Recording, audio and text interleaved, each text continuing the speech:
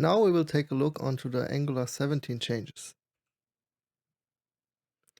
This section is split into 7 different chapters, and it will contain the new documentation of Angular that they introduced at angular.dev. Then we will take a look onto the built-in control flow.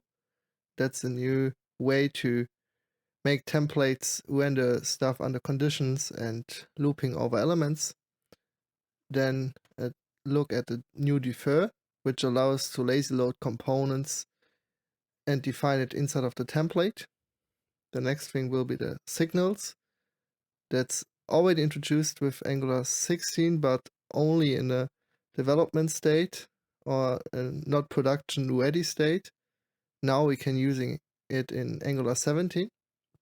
Then the next thing will be the standalone components. I think it could be already known from some people, but now it's the only way or the new standard way to create components. Then they improved the build speed by about 67%. And lastly, we will take a look onto the Angular DevTools injection tree. That's an extension for the already existing Angular Chrome extension. So then let us take a look onto the new documentation.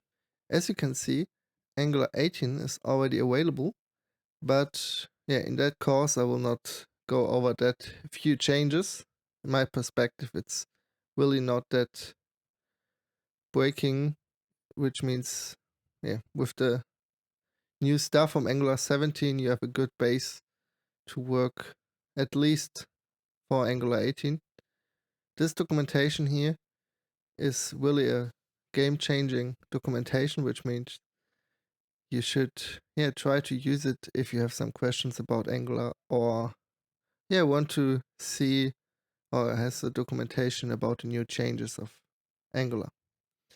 We'll quickly go under the point docs. Here you will learn about what is Angular, and you will have some essential stuff where it explains to you how you create components, manage data inside of the component, and changing data.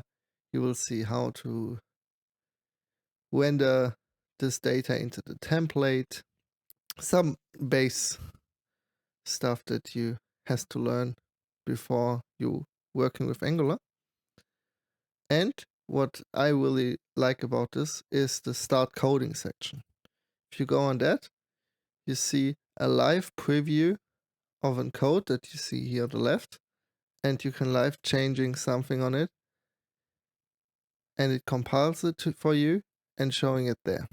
And also, and that's the more important part, it is kind of an learning by doing section, which means you can click on these arrows and then it will show you some tutorials to learn more about Angular.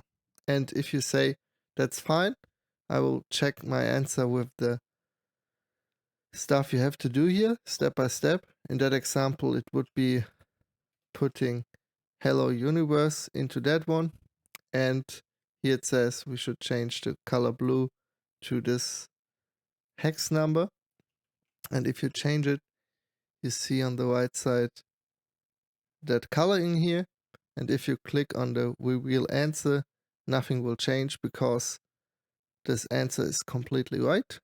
But if you reset it, you see that with that button you will see the solution. Of course, it's not the perfect solution or the right solution. It could be that you have a better or a worse solution, but with that you can learn step by step how to work with Angular. For our course, the signals part is more important. Here you learn stuff about the new signal, which means you have some functionalities that is related to observables. If you have an observable, you can now doing toSignal, which allows you to convert an observable into a signal. what a signal is, we will talk later over it. Then we have inputs as signals, and all of that stuff that you can see here, we will talk later also over it. But that's the documentation of Angular itself, and of course you can take a look on it and learn about it. Yeah. Also, there are some tutorials you can follow. Have this playground that's more specific, where you can really adding files to it and yeah, can play around with Angular.